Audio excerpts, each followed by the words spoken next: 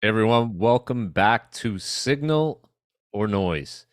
Episode 2, I'm Charlie Bilello, with me Peter Mallouk, and together we're going to talk about markets, the economy, a lot of different topics, trying to help investors separate the signal from the noise.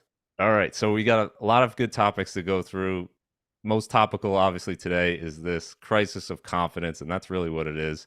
And people are worried about their deposits in their bank. Almost 50% of people are worried. That's the most we've seen since the financial crisis.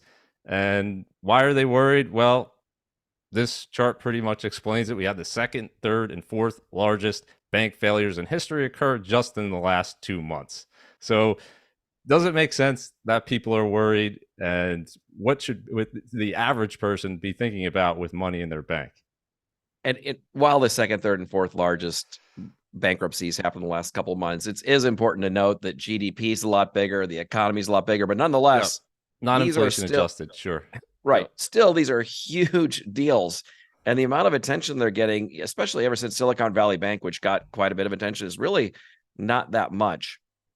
But it's interesting. I think if the FDIC limits were real, I think investors actually should be worried. I just don't think they're Mm, real anymore. So if you look back at 2008, 2009, when a bank went under, you had a bunch of problems. The government came in and wound up bailing out shareholders in some instances. People that yep. invested in the bank, loan, and even people that lent money to the bank. Well, what's good this time is when a bank is failing, everyone that owns stock in that bank, that stock's going to zero. People that loan money to that bank, those loans are going to zero. And that's how it should be. I mean, if you invest in those things, the government should not be bailing you out. But what we're seeing here is a very clear pattern of government interference to ensure that depositors don't lose their deposits, even if they're way over the limit, which has happened a gazillion times with these three banks. So Right. FDIC limits of 250,000, based on certain accounts, those really haven't applied here. The government stepped in, FDIC stepped in, and the Treasury and everyone's working together to get other companies to buy these banks out. You wind up, JP Morgan winds up buying one of these and getting this great client base, and all the shareholders, all the depositors are made whole.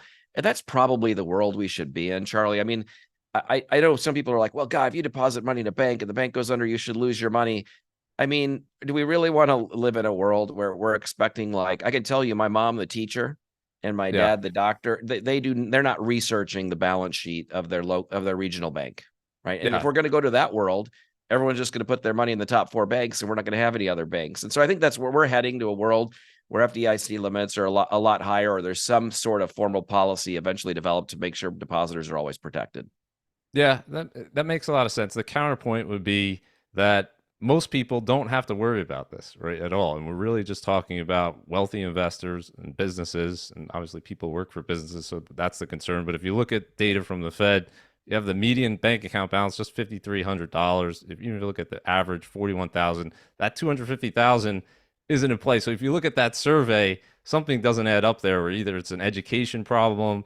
Many people are worried really for no reason. They're under that. And as you said, the three banks that failed, even if you're over that, so far you've been okay. The question is, at some point, are they going to let the depositors take some hit? And historically, it's not a total hit. I think there's this extreme notion out there that these depositors are going to lose everything, right, if the bank were to fail. And that would be a very low probability event, because you're not only going through the equity at that point, you're going through all of the bondholders, which is very unlikely. And then after everything else, depositors have first priority, right? So they're going to be the last ones to take a hit. They could take a hit if they're well above that 250 historically.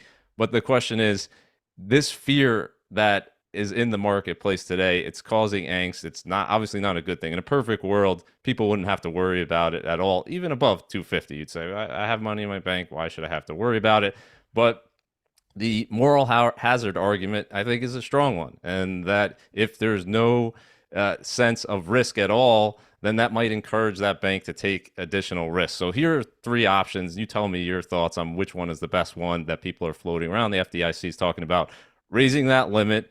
A lot of people are saying just extend it, do unlimited insurance to clear the question for the next bank. So right, there's many banks now that are right on the cusp now, right, of failure again, because there hasn't been an explicit guarantee, right? So we don't know that they'll be treated the same as the second and third and fourth largest bank failures. And so there's that concern out there. So you do one of those two, or do you do what they're saying, do different deposit ceilings for different accounts? What do you think? I think they're going to come up with different deposit ceilings for different accounts. And I think they're going to make the larger accounts somehow pay for some of this protection, right? Directly or Yeah. indirectly. And that's probably the right thing to do here. Yeah, I agree. I think what people should do when you open an account, I think there should be a box that you check. You either say you're under the 250, okay, then you're okay. If you're above the 250, then you have the choice. You can purchase it directly from the FDIC. This insurance, this is the rate. It's a higher rate if it's a bank with more risk. It's a lower rate if it's a bank that has less risk. And then the onus is on you. Like, we have a limit. This is what it is. You don't want the insurance, then you were fully aware of that. And those products exist today. It's just that very few people are using them. I guess it's not as easy or transparent. And then they claim, well, I didn't know, right? Like, I have business has hundreds of millions of dollars sitting in this bank. And they said, I didn't know. I didn't know this was going to happen, which of course nobody does. So I think the big reason, right, Peter, why you can't just do unlimited, or shouldn't, in my view, is that there's a cost to that, right? And there's an unnecessary cost that we all will have to bear when most people aren't going to be anywhere near that limit. So why should they be paying that? So the banks, this notion that the banks should just be assessed a higher fee, right, to raise the limit or make it unlimited, okay, that's fine. But what are they going to do? They're going to pass that cost on to consumers. So hopefully they'll do one of these and won't just leave it in limbo. I think the Janet Yellen comments have been done more harm than good, right? Where she's For saying, sure. well, if it's a systemic risk to the system, then we have to bail it out. But if it's not, well, what rises to the level of systemic Right. risk, right? Does PacWest Mm-hmm. rise to that level? The depositors there don't know it. And amazing to me, when I looked at the financials after the last quarterly report, which freaked out a lot of investors, there was 8 billion still out of 28 billion uninsured. So what are these people sitting there above 250 in this bank? What's the incentive for them to keep their money there? I can't personally understand it, when they could just go to a too big to fail bank, or they could buy treasury bills yielding 5%. Would you, as a business owner, keep your money, keep tens of $1 millions, knowing what you know? Probably not, right? So until we do something like this, to me, it's only a matter of time, whether it's PacWest or another one, where you're going to see another bank that fails. Yeah. I mean, right now we're just, whenever a bank fails, everyone goes and looks for the next bank that's going to, if there's something else, is immediately the new bottom. And then it's just a matter of a month or two before that one goes under and we just keep going. I think the Fed's just hoping this goes away. It's Yeah. not going to go away. And they're going to wind up doing a combination, I think, raising the limits for everybody and having the targeted coverage. Yeah, I guess it hasn't gotten better. I mean, the markets have responded pretty well, right? The VIX Right. was at its lowest level since 2020, really shrugging it off so far, saying this is not a huge issue. So Congress doesn't seem to be, from what I've heard, talking very much about. I guess it has to rise to a bigger level of crisis before they do something, because ultimately, I guess Congress would be the one that would have to raise that FDIC limit. They can't. Like, Fed can't do it on their own. So, all right, we'll see what happens. Hopefully, they'll do something, because not a good situation for people to be unsure, businesses to be unsure of that limit. So, let's talk about something. I think this will be a good debate here. College still being worth the cost. When you went to college, when I went to college, this wasn't really very much of a question, right? You saw the return on investment pretty clear, right? The costs weren't very high. You see all the data where college graduates make a higher level of income, they have a lower level of unemployment. Seems like a no-brainer. If you're pursuing a career where you need a college degree, you just go, right? And you'll be able to pay that off. But today, the game has changed a little bit, because the numbers have changed, right? They've gotten so much bigger here. If we look at the average cost of college over 4 years, for even an in-state institution, you're looking at over 100,000. If you're looking at a private institution, you're looking at more than double that over a 4-year period. And that's assuming people graduate in 4 years, which we know many don't, unfortunately. So the big question here is this still affordable for most people? Is it a good return on investment? And if we look at this poll here, 56% of Americans said, no, no longer, not worth the cost of that college degree. Peter, where do you come down on this interesting question? So anyone that follows me on Twitter knows I have a very, very strong opinion about this. I cannot stand when people put out on social media that education's not worth it, don't go to college, total waste of money, what a scam, you don't learn anything, kind of the Bruce Springsteen, I've learned more from a 3-minute record than I ever learned in school and all of that stuff, right? Yep. Totally ridiculous. If you take 100 people that have a college degree and 100 people that do not have them, the 100 people with a college degree have a very high probability of making significantly more income every year for the rest of their life than the people that only have the high school degree. The college degree is very, very meaningful. It's the single biggest indicator of differentiator of income among groups above everything else. So now the issue, I think, gets muddied because some degrees at some universities are not worth it, right? So it's the real question is the degree you're getting translating into earning power? So for example, if you're going to get a medical degree and you wind up 400,000 in debt, that's still worth it because your earning power over your life is going to be many, many, many fold that debt. Yeah. It's Still, quality, but less so, right? If yeah, we're but less if so, right? but less, right, Yeah. Like if we're right. looking But at this chart here, where tuition and fees gone up 4x versus yeah, overall CPI 2x, right, over this last 30 years. If you were pursuing that medical degree 30 years ago, much better return on your money, I right? think So, I don't know. Doctors are making a lot more money today. I'm not convinced about that at all. I yeah, mean, I don't know any doctors that did any kind of savings at all. And I they're mean, on the income, you're creative, right. yeah, Yeah, creative but planning might work with more doctors than any independent wealth management firm in the country. It's yeah, possible. I've never seen one that doesn't wind up a multimillionaire after their debt's paid off. And so it's very hard to not be in the top couple percent, even with all of that debt. Now, I'd rather have hundreds of thousands of medical degree debt, or 40,000 of business degree debt, or 60,000 of law degree debt, than I would have 30 or 40,000 of history major debt, right. or 20 or 30,000 of Russian history debt. Nothing wrong with these things. It's not Yeah. saying one's more important than the other. It's what does your cost of the degree translate into in earning power? And that's where people get lost. College subsidies, basically all this government support, all it Yeah. has done is allowed the universities to raise their costs. And you wind up with people that come out of college in much worse shape than they went in. Needs to be more education. And I think the colleges themselves bear a lot of this responsibility. These universities know they're selling worthless degrees, and there needs to be some public pressure on them. There needs to be some responsibility tied to them there's educating their incoming there's no students. incentive, right, on their Right. end, and also on the end, unfortunately, on the end of the student who's 18 years old, then they're saying they're being pushed, right, to go to college. They're saying this is a good idea for all the reasons that you mentioned, but nobody's telling them that by taking on this huge debt burden, if they're in a major or in a career that's not going to pay a high amount, it might prevent them from buying a home. It might prevent them from starting a family, and that's really what we've been saddled with. And really, I guess the question comes down to should we're not going to hopefully the cost of education will come down. It should, right? There should be disruption. If we take out, as you said, take out the subsidies, you put the onus on the end consumer and the universities. Hopefully, with all this technology, the cost of education should be coming down rapidly, right? Like you could go to MIT and their website, you could take these free open courses, you could see the best professors. Why can't you scale that and make it cheaper for people?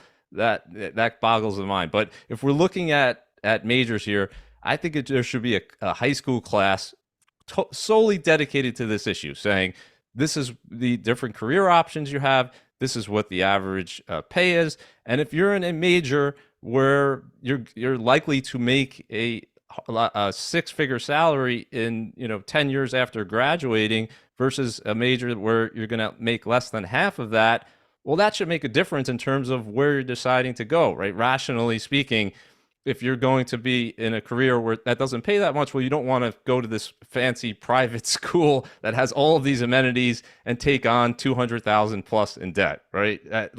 You could go still pursue that career if that's what you want to do, but maybe you go to a community college, you go to a state school, you find a cheaper way to do that. And right now, there's simply isn't anyone telling them that, and there isn't much incentive, right, for the university to tell them don't come here and do that, or for the student, because they don't see that cost immediately. It's, as you know, taking on debt, you only see that cost later.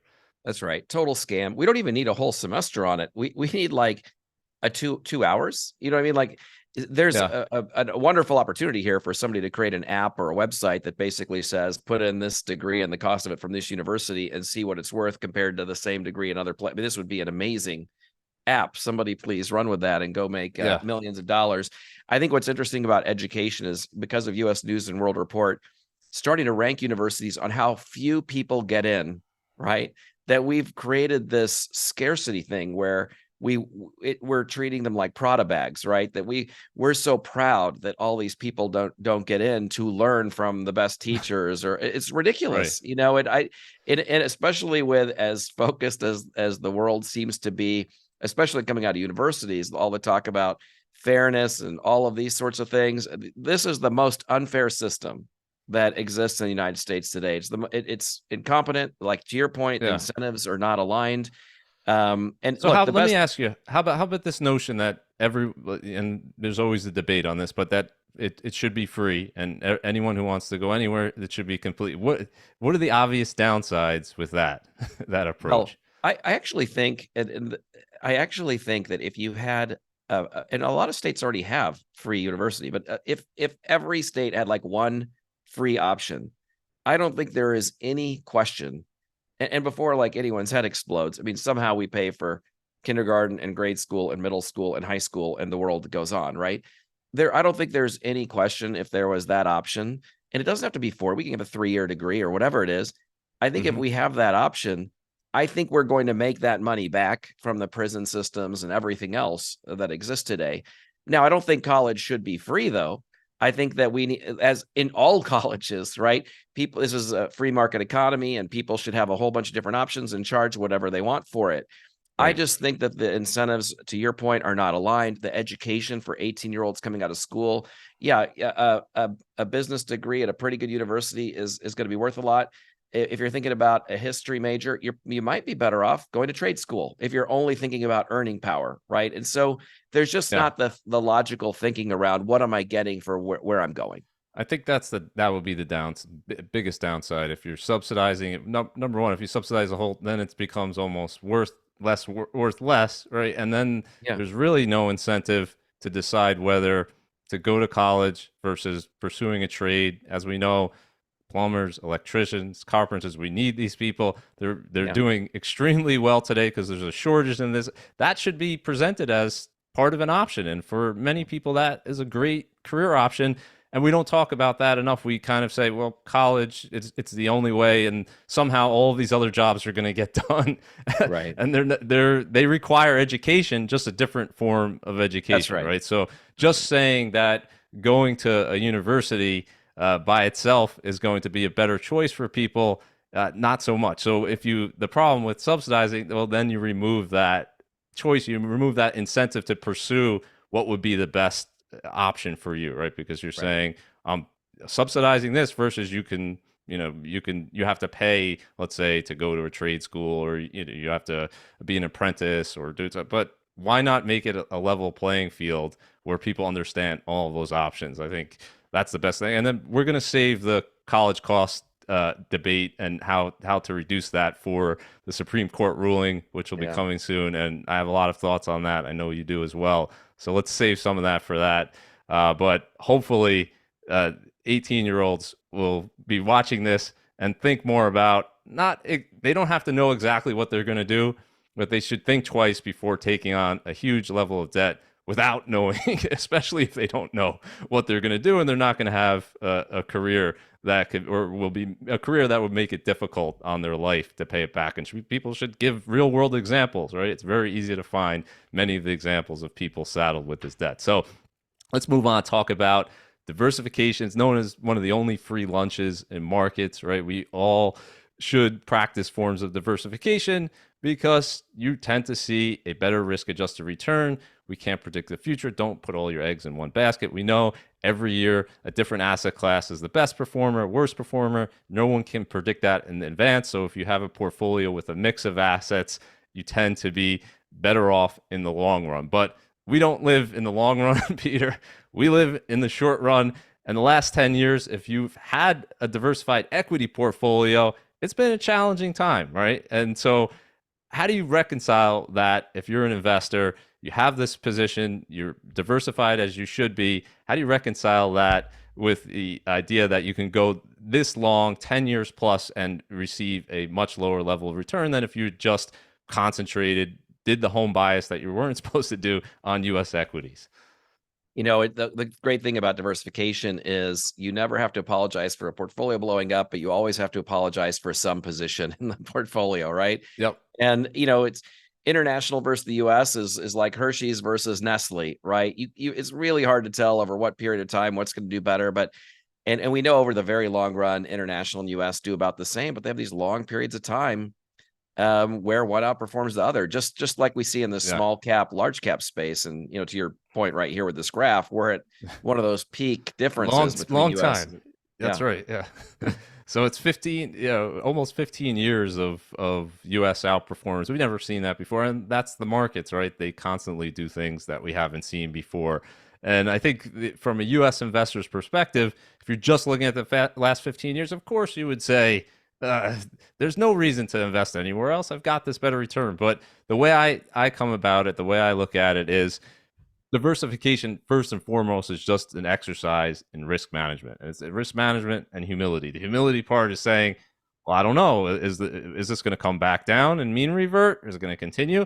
I wouldn't be surprised if it did either. But in the case that it does mean revert, which historically it's done in the past and we're way past those extremes, I don't want to be fully invested in something where we can have a situation like this where we saw from 2000 to 2009, 10-year period, S&P 500's down and all of these other positions in your portfolio are up and doing better, right? So that will that happen again? You and I have no idea, but I guess diversification is the only way to protect you against that type of outcome.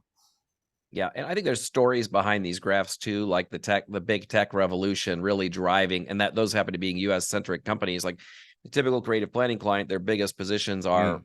Apple and Amazon and Google, and that's because our clients' biggest positions usually large cap US, and that's the Yep. biggest part of large cap. I mean, Apple itself is what, 7% of the S&P 500 today. I mean, Yeah. so there's a lot going on in that graph, but all of your points stand, which is we don't know what's going to happen in the future. And there are very, very long periods of time where the US underperforms. Those days will probably come again. Yeah, and yeah, absolutely. Looking under and seeing the reasons for this is a good point because it's really been a growth tech story, right, over the last decade plus. We saw that, of course, in the 90s as well, leading up to 2000. And then we saw the benefits of having something else in the portfolio, whether it's value or international, which tends to be more value focused. So many different factors, but you can understand how a person would say it's inherently risky, right? It's what you know is these U.S. companies. These are ones you've heard of, and we assume that they're going to be the leaders of the future, right? It's hard to imagine a world where Apple, Amazon, Google, right, all the products we use every day won't continue to be the leaders, but everyone thought that at every point in the past with IBM and AT&T, right? And they couldn't foresee something new coming in, whether it's US or international, and that's the whole point. Because you can't foresee that, you diversify your risk. All right. So let's end signal or noise. What is the saying that's been going around as it does every single year? It's you can't get away from it. But let's just put it to rest here. Sell in May and go away. I don't know where you're supposed to go, but go somewhere. But every single year we hear this. Is there any signal in this seasonality that people love to talk about? I think it surprises people that the market still goes up in the summer months on average, despite all of these headlines that come out. This is another classic, just noise. Most stuff is noise. This falls right in that camp. Yeah, pretty easy one. You just got to dig into the data for 2 seconds and you Yeah. see, yeah, the returns have been worse on our, and point being, we don't know, that might change, right? And there's been many May through Octobers, I think people should look back at history, that have done extremely well, and you wouldn't have want to miss out. 2009 being probably the best example. It had a huge run up off of the lows that year during that summer, with people saying that same thing. 2013, 2017, 2020 was another big May through October. So you have many points where if you, even if let's say you tried to practice this, how would you sit out that 20% run from May through Right. October and say, well, sell it, may go away, and then you come back in 20% high? You're not going to do that, right? And talking the people who talk about this never talk about taxes, right? They never talk about the idea that, well, if you're buying and selling based on this strategy, well, now you have to incur taxes, and that's going to hurt your returns. You have slippage, probably won't get back in if the market's substantially higher. So for all these reasons, pretty easy one. The market tends to go up, tends to be positive in any period of time. So don't use the calendar year. We could put in any number of other things, the January effect, and many things that people look at in terms of seasonality. And what I always say is it's interesting, but it's not actionable. It's interesting that we have this difference in returns, no question. We could talk about there's various reasons why people have posited, why November through April has had a better return than May through October, but you kind of have to ignore that as an investor. Any month, if you're a long-term investor, is a good month to invest. All right, so don't fight the Fed. This is a mantra that you hear all the time. And past year, of course, you're hearing this ad nauseum. You're just hearing every single time the Fed hikes rates. Don't fight the Fed. Very simple. Fed's hiking rates. Why would you want to be buying stocks? Fed's, we have all of these historical rules of thumb. There used to be a saying called 3 steps and stumble. I don't know if you remember that one, where if the Fed hike, right, all these crazy, the Fed hikes 3 times, then you want to sell out. And, they never really said when you want to buy back in, but that was the saying. What do you do with all this don't fight the Fed and Fed really obsession, right? We obsess over every single meeting, every single word. They make a little change and everyone's saying, well, that's bullish or bearish. And really the notion don't fight the Fed is simply if the Fed's hiking rates, you don't want to be in front of that. So get out of stocks. If the Fed's easing policy, it's supposed to be just easy to make money and jump into stocks. And it's hard for people to understand how forward looking the market is. So if the Fed is lowering rates, to your point, normally a bullish signal, but they're doing that because the economy's weak. The Fed's raising rates, it's normally a bearish signal. Oh, everything's going to be more expensive. Well, they're doing that because the economy's too hot. And I think that's the disconnect. I think the investors are missing the other piece of the equation. The market generally goes up through all of these things, and it's just an impossible thing to time. It's even worse than sell in May and go away because there's so much more talking from smart people around this topic. And I think the reality is the best investors are like Warren Buffett is not leaving the markets based on making any decisions around what he's going to, how he's going to deploy cash around what the Fed's doing. That's right. And if we look at, I think that was a great point that you made. Like, you have to not only know what the Fed is going to do, which nobody knows, but not what they're doing. So if they're hiking rates, you have to not only know that they're going to continue to do that, but whether that's good or bad, right? So if they're hiking rates because the economy is strong and earnings are going up, well, that could be a good thing. If they're hiking rates because inflation's out of control, maybe that's a bad thing. If they're cutting rates because the economy is weak, maybe that's a bad thing. But if they're cutting rates because they just want to ease policy because inflation's low and the zero interest rate has no negative effect, maybe that's a good thing. So you have to parse all of these things, and there's too many factors. All else is never equal. So all else is an easier Fed, maybe better for companies, right? You can make an argument lower interest rates would be better for companies, it'd be more profitable, et cetera, et cetera. But all else is never equal. If that easy Fed is occurring in a time where valuations are high, maybe that won't be good in the forward-looking period. So we have a lot of data. We have the Fed hiking now 500 basis points. And this is the highest Fed funds rate we've seen since September 2007. We finally have a restrictive Fed where the Fed funds rate is above CPI. We haven't seen that, Peter, since 2019. And if we look at this period after the financial crisis, very rare, right, for the Fed to pursue a restrictive policy. It's pretty much close to zero. They hiked a little bit into 2018. Then they quickly reversed course here, cut rates back to zero, and then it took a year, but we're finally above that rate of inflation. But if you look back historically, this is not the only period of time. The Fed during the 90s consistently had a Fed funds rate above CPI. As you know, that was the best period in history for the stock market. So the notion that you can't have a stock market doing well with a 5% Fed funds rate or a Fed funds rate above CPI, throw it out, right? It doesn't make, it's only recently where we've been obsessed with this idea that the Fed has to be ultra easy and rates have to be zero in order for stocks to go up. So I put together this quick analysis right before I did this video. And I said, well, what has the market done basically, when the Fed funds rate has been zero all the way different quintiles above 7%. And you would assume there would be some type of pattern here, some type of relationship where rates are lower, stocks are doing better, rates are higher, stocks do worse. Really no rhyme or reason whatsoever. If you look at actually the highest returns, forward returns for the S&P, and this is what we care about, right? What the market's going to do going forward, not in the past. Highest returns have come when the Fed funds rate has been above 7% and the most restrictive. So if you're taking out CPI, it's been above 2.9%. Does that surprise you at all that that's well above the average? It doesn't surprise me at all. And this is the kind of thing, I know you post a lot about this stuff too, that I think is the most misunderstood part of macroeconomics is this topic.